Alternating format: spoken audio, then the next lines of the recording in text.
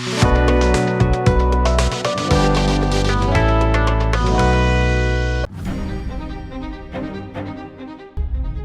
یہ حالات اس وقت جو ہے یہ کووڈ سے بھی مشکل ہے۔ کیا ہمارا ملک بینکرپسی کی طرف جا رہا ہے؟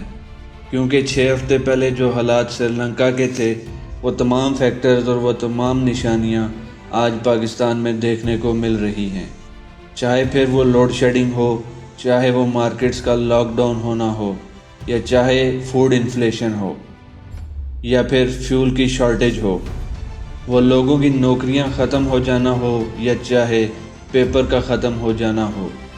یہ تمام فیکٹرز آج ہمیں پاکستان میں دیکھنے کو مل رہے ہیں۔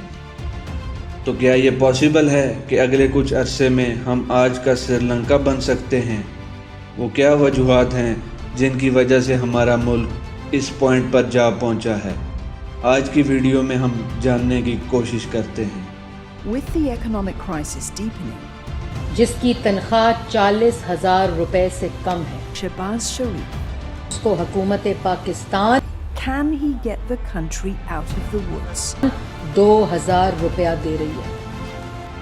Or is Pakistan another Sri Lanka in the making?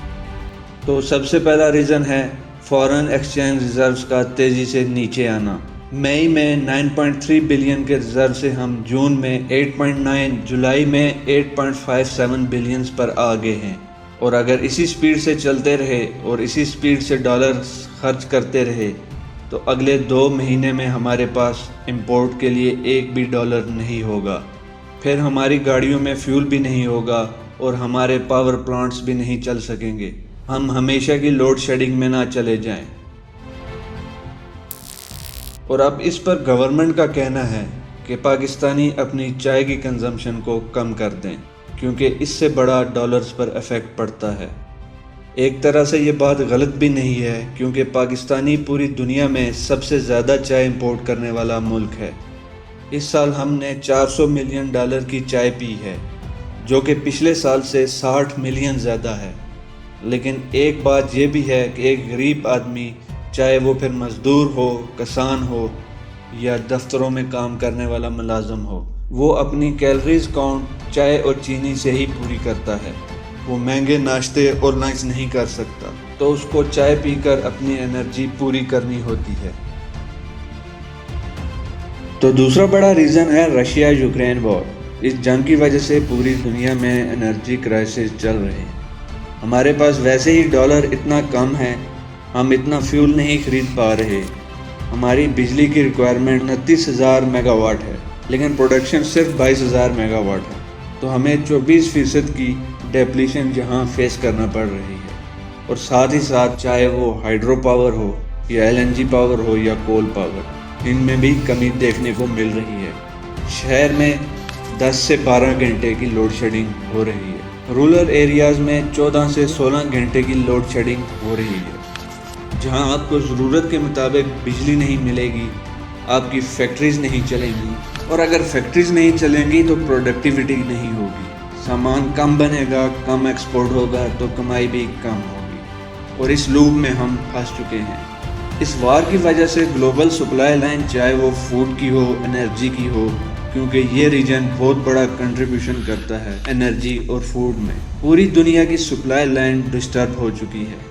جب اکنامک ڈس ارے آتا ہے اور دنیا بھر کے انویسٹرز کا کانفیڈنس مارکیٹ سے ہٹ جاتا ہے، اور پھر وہ سیلنگ پر چلا جاتا ہے، پھر وہ چاہے لینڈ ہو یا کرنسی ہو یا بٹ کوائن ہی کیوں نہ ہو، سیلنگ پر چلے جاتے ہیں۔ مارکیٹ میں ایک ڈس ارے آ جاتا ہے، ڈسٹریس آ جاتا ہے، اور چونکہ رشیا اور یوکرین دنیا کی ایک بہت بڑی سپلائی انرجی اور فوڈ کی اسی ملک سے منسلک ہیں، تو 107 ملک ایسے ہیں دنیا کے جو ڈائریکٹلی 3 جگہ بہت امپیکٹ ہوئے ہیں اس وار سے، چاہے وہ فوڈ انفلیشن ہو، انرجی کرائسس ہو یا پھر ٹفر اکنامک کنڈیشنز۔ ان 107 ملکوں میں پاکستان بھی شامل ہے۔ تیسرا بڑا ریزن ہے امپیکٹ آف کووڈ-19۔ جب کووڈ آیا تو پوری دنیا کی اکانومیز بیٹھ گئی، امریکہ نے اپنی عوام کو اسٹیمولس چیکس دینا شروع کیے، سپلائی سائیڈ آف اکانومی رک گئے۔ جب کووڈ ختم ہوا اور لوگ گھروں سے باہر آئے، انہوں نے خریداری شروع کی تو چیزوں کی ڈیمانڈ بڑھ گئی۔ महंगाई हो गई। अमेरिका में 8% तक इन्फ्लेशन चला गया, जिसको काउंटर करने के लिए अमेरिका ने 1994 के बाद पहली बार इंटरेस्ट रेट बढ़ाया। जब इंटरेस्ट रेट बढ़ा तो डॉलर की वैल्यू भी बढ़ गई और इन्वेस्टर्स का भरोसा यूएसडी में बढ़ गया। और यूएसडी जब एप्रिशिएट हुआ तो उसके अगेंस्ट दुनिया की जितनी भी करेंसीज थी वो डेप्रिशिएट होना शुरू हुई, जिसमें पाकिस्तानी रुपये भी शामिल था। अब चूँकि हम ख़रीदारी डॉलर्स में ही करते हैं और इंपोर्ट्स पर चलते हैं, तो जो चीज़ हमें पहले 100 रुपये में मिलती थी अब हमें 200 में मिल रही है। यही वजह है कि पाकिस्तान में डॉलर की प्राइस 240 तक पहुंच चुकी है age of this video being recorded. चौथा बड़ा रीज़न है एलएनजी के लिए किए गए गलत माहिदे।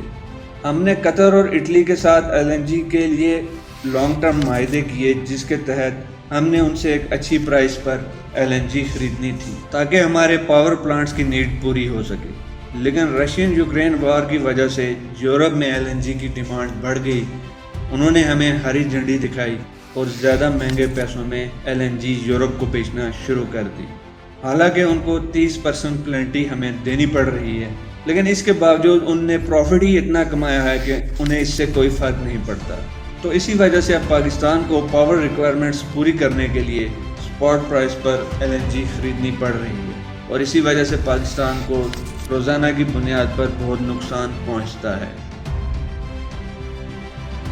पांचवा बड़ा मेन रीज़न है कि हमारा बहुत ही करीबी दोस्त चाइना हमसे नाखुश है, क्योंकि सीपैक के माहदे के नतीजे में 1 दर्जन से ज़ायद पावर प्लांट्स पाकिस्तान ने बनाए। हमारी एनर्जी रिक्वायरमेंट्स का बहुत बड़ा चंक वहाँ से पूरा होता था, क्योंकि हम उसकी $150 मिलियन की पेमेंट करना भूल ही गए या वो पैसे हवा में छूमंतर हो गए। इसी वजह से पावर प्लांट्स बंद हैं, जिनकी वजह से लोड शेडिंग है और ये हम रोज़ाना झेल रहे हैं।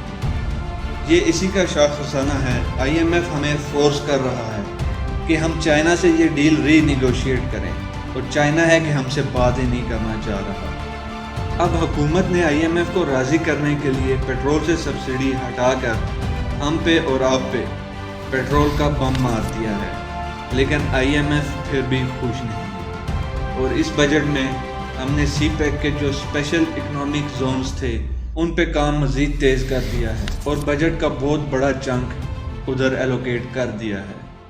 एक और मेन रीज़न है इनएफेक्टिव काउंटर मेजर्स। ये जो नई हुकूमत जो कि PDM की हुकूमत आई है, इसका बजट नहायत ही फ्रॉड है। Inflation is all time high, dollar is all time high. दिखाया ये जाता है कि ग्रोथ 6% पर होगी, लेकिन ये सब कुछ कैसे पॉसिबल हो सकता है जब मुल्क चलाने को पैसे नहीं हैं। गवर्नमेंट एम्प्लॉयज़ की तनख्वाह 15% बढ़ा दी गई है, या शायद ये सिर्फ उनको खुश करने के लिए किया गया है। पुअर फैमिलीज़ को 2000 के स्टिमुलस चेक्स दिए जा रहे हैं, जहाँ पे पेट्रोल ही सिर्फ 250 लीटर का हो चुका है। डेली की कंज्यूमेबल आइटम्स की कीमतें दिनों के हिसाब से बढ़ रही हैं। वक्ती तौर पर तो कुछ नहीं कहा जा सकता, लेकिन लॉन्ग टर्म पे अगर बात की जाए तो मुल्क इन चीज़ों से ग्रो नहीं करता। और साथ ही साथ ऑस्टेरिटी मेजर्स के वादे भी किए गए। ये वादे हम पिछले 40 साल से देख रहे हैं। ज़ियाउल हक ने भी कहा था कि लंच और डिनर नहीं होगा। इमरान खान ने भी कहा था कि गवर्नर हाउस को यूनिवर्सिटीज़ और कॉलेजेस बना देंगे। ये सिर्फ गिमिक्स होते हैं, पब्लिक ओपिनियन को अपनी तरफ शिफ्ट किया जाता है। अगर आप मुल्क की डायनामिक्स को सही तौर पे चेंज करना चाहते हैं तो वो सिर्फ एक्सपोर्ट से ही हो सकती हैं। एक्सपोर्ट्स तभी होंगी जब इंडस्ट्री चलेगी, जब तालीम होगी, जब आपके पड़ोसियों से तल्लुकात अच्छे होंगे, तो आपके डिफेंस का बजट आपकी एजुकेशन और हेल्थ पे लगेगा। फिर वही लोग जब फैक्ट्रीज़ में जाएंगे, प्रोडक्शन होगी और एक्सपोर्ट्स बढ़ेंगी, और एक्सपोर्ट्स बढ़ने के नतीजे में मुल्क में पैसा आएगा, यानी डॉलर बढ़ेगा। अगर हम प्रोडक्शन और इंडस्ट्रीज़ पर तवज्जो नहीं देंगे तो हम इसी कर्जे की दलदल में ट्रैप होते जाएंगे। हम इसी तरह कर्जे लेते रहेंगे और उनकी किस्तें देते रहेंगे। ये एक नेवर एंडिंग साइकिल है।